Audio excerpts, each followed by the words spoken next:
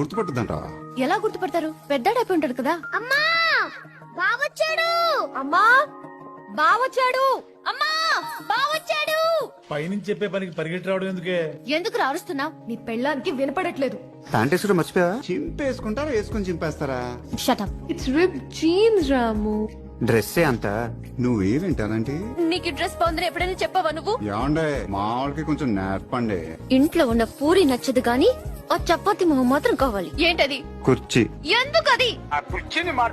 ఒంటి మీద సరిగ్గా కేజీ కండలేదు. ఇప్పుడు వచ్చి నేను ఒక్క స్పూన్ కండు సావట్లేదురా. నీకు నేనంటే ముందు నుంచి చులకనేలే. ఏముంది ఒక్కసారి ఒకలా మాట్లాడుతు.